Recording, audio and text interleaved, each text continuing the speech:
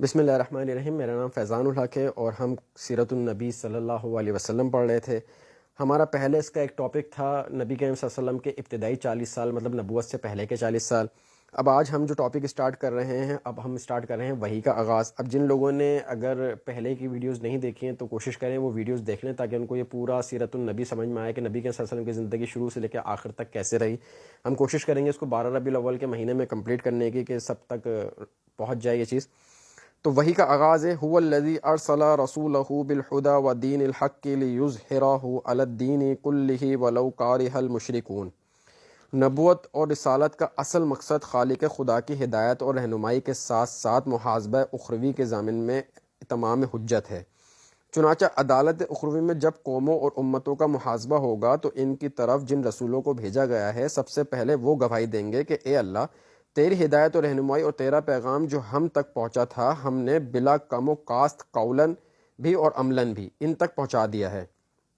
یہی وہ گواہی ہے جس کی وجہ سے قرآن مجید میں رسولوں کے لیے شاہد اور شہید کا لفظ کثرت سے استعمال ہوا ہے۔ نبی کریم صلی اللہ علیہ وسلم پر نبوت ختم بھی ہوئی اور نبوت رسالت اتمام اور تکمیل کو بھی پہنچی۔ اس اتمام نبوت اور تکمیل رسالت کے دو مظہر بہت اہم ہیں۔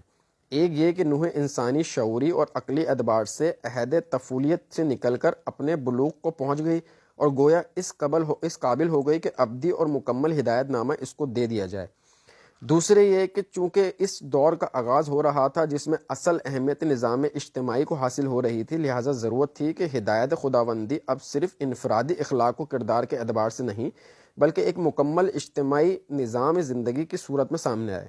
جس میں انسانی زندگی کے تمام پہلوؤں سے انصاف کیا گیا ہو اور کوئی قدر بھی اس میں پامال و مجروح نہ ہو۔ مساوات، آزادی، حریت کی قیمت کاسٹ پر نہ ہو اور حریت و آزادی کا یہ نتیجہ نہ نکلے کہ نوح انسانی مراد یافتہ حیف اور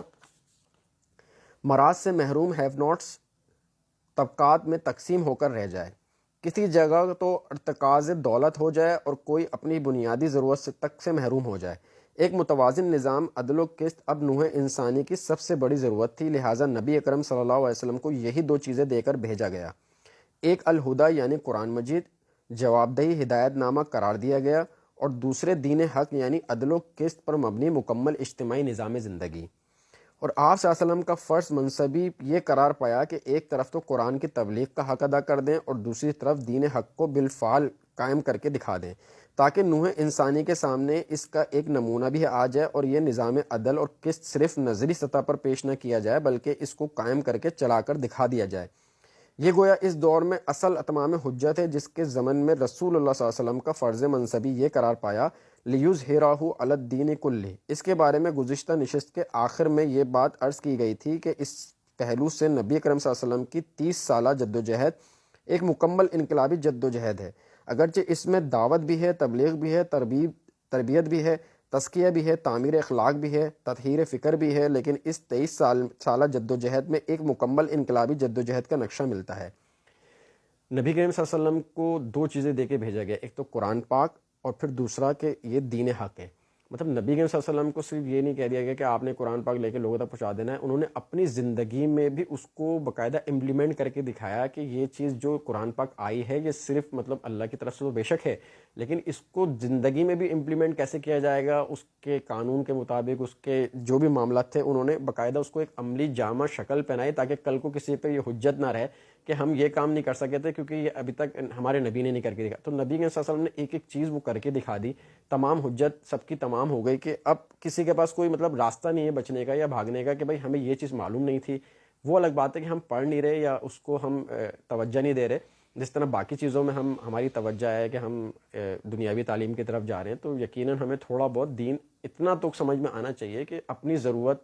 کے تحت ہی سمجھ لیں، اور دوسروں تک بھی اس دین کو کوئی ایک آیت بھی اگر آپ کو آتی ہے، کوئی ایک اچھی چیز بھی آتی ہے تو کوشش کریں دوسروں تک اس کو پہنچائیں۔